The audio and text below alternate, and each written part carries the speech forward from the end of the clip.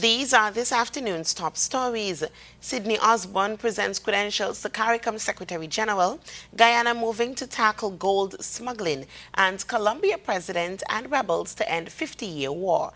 Good afternoon and welcome to the ZIZ Midday Newscast for today, Thursday, September 24th, 2015. I am JD Keynes. In national news, it's official. Lionel Sydney Osborne is St. Kitts and Nevis's ambassador to CARICOM. In a brief yet very symbolic ceremony held at the office of the Secretary General of CARICOM in Guyana on Tuesday, His Excellency Lionel Sydney Osborne presented his credentials to Ambassador Erwin LaRocque, signaling his official accreditation to the prestigious regional body. Ambassador Osborne said the commencement of his journey as an ambassador to CARICOM is indicative of a fresh start for the relations between St. Kitts and Nevis and the Caribbean community. He assured the Secretary General that the government and people of St. Kitts and Nevis are committed to the regional integration movement and fostering a new era of solidarity with member states. Secretary General LaRocque congratulated Ambassador Osborne on his new appointment and welcomed him to the community, informing him that he has now joined the newest body of the community, notably the Committee of Ambassadors, which consists of all the ambassadors of the member states of CARICOM. Also in attendance at the ceremony was Sonia Body, St. Kitts and Nevis's Foreign Service Officer with responsibility for CARICOM affairs, Ambassador Colin Grandison, Assistant Secretary General for Foreign and Community Relations at CARICOM, and Neville Bissember, Advisor to the CARICOM Secretary General.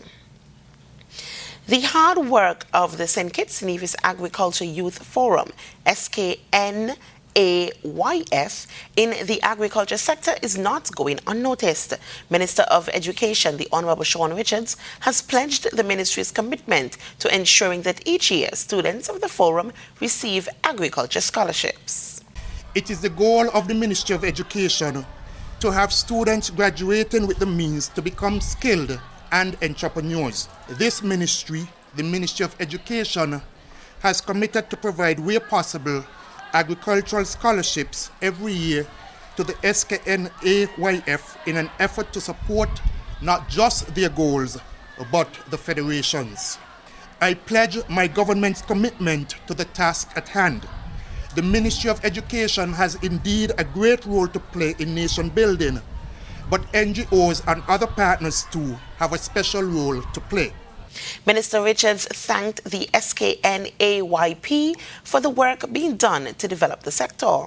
I would like to thank the St. Kitts Nevis Agricultural Youth Forum for their continued hard work and dedication towards youth development and the agricultural sector. These students and the young SKNAYF volunteers have decided to change the minds of society and embrace agriculture, bringing more modern agricultural practices to the schools and to our farmers. On Tuesday, the SKNAYP, in collaboration with the Inter-American Institute for Cooperation on Agriculture, IICA, handed over garden tools to several primary schools and broke ground for the construction of shade houses at several high schools. Residents at the Cardin Home and Addie's Place have received several items of clothing, compliments the Felix Dexter Foundation. Felix Dexter, now deceased, migrated to England in the 60s. He made a name for himself in the UK as an actor, comedian, and writer. On Tuesday afternoon, a foundation in his honor donated 2 barrels of adult clothing to the Ministry of Education. Senior Education Officer Darrell Lloyd said it was Mr. Dexter's wish to give back to the young people in St. Kitts. The foundation will be raising funds to assist with programs involving disadvantaged children. The foundation's long-term aim is to assist and finance the building of a theater in St. Kitts in the name of Mr. Dexter Felix. Additionally, plans are afoot for a full scholarship to someone who wants to study in the UK. Jeff Schumann, a member of the foundation, and Edna Tobin, a relative of Mr. Dexter, made initial contact with the ministry. We don't hope, we know And we believe that this is the beginning of a beautiful, fruitful, long-term liaison. Felix left this island as a young man, made his name in Europe, but I'm sure as he smiles down from heaven, he will be ever so proud that his legacy will continue. And happy to represent Felix Dexter Tobin, who's doing a tremendous job of donating things to St. Kitts and helping the needy in St. Kitts. ZIZ News understands that similar donations based on identified needs will be made soon. The Water Services Department is urging consumers to carry on water conservation efforts as the island continues to experience below-average rainfall for this time of year. According to a statement, the rainfall experienced so far this month has not significantly improved the situation. The statement says inflows from surface water sources improved only marginally and are still below average for this time of year. The same situation pertains to groundwater sources. The department says the situation is made worse by a break in the main transmission pipeline that delivers water from the Wingfield water source in Old Road that will result in service interruptions from Old Road to Buckley's to Old Road to Buckley's. This may also affect consumers in other West Bastia areas. The Water Department says the staff is working to conduct repairs and return normal service to the affected areas. In the meantime, the Water Services Department continues to ration the supply during the hours of 10 p.m. and 5 a.m. daily to ensure adequate supply during peak demand hours. Regionally, Guyana's government will be establishing a task force to ensure greater collaboration in tackling gold smuggling. Here's more in this report from Capital News. Minister of Governance Raphael Trotman, who has responsibility for natural resources, says the decision was made to have the task force set up after an interagency meeting on Wednesday morning. The Special Organized Crime Unit is leading the investigation into the multi-million-dollar gold smuggling ring recently discovered by the new administration. Trotman says the sharing of information between the Ghana Revenue Authority, the Ghana Gold Board, and the Ghana Geology and Mines Commission was lacking, and that will be changed. We have agreed to establish a task force to ensure greater collaboration at all ends, because GRA says it's in the dark with some information, SOCO is in the dark, and of course the Gold Board and GGMCs. As the government digs for answers, Minister Trotman says information being made public at this time is considered sensitive. This is a sensitive matter, and it involves billions of dollars, not just Guyana dollars, but US dollars. The export of our gold is as far as the Middle East. It goes to China, it goes to parts of Europe, and there are big interests here and abroad that have their hands on the export. Not all of it is illegitimate. We do want to facilitate the legitimate export of gold. Members of the Asset Recovery Unit were also part of the meeting looking to combat gold smuggling. Another meeting is set for October 6, where an action plan will be reaffirmed. In St. Lucia, Castries Southeast Minister of Parliament Guy Joseph says support for the march against the government's economic policies continues to increase. DBS's Don Nicholas has more.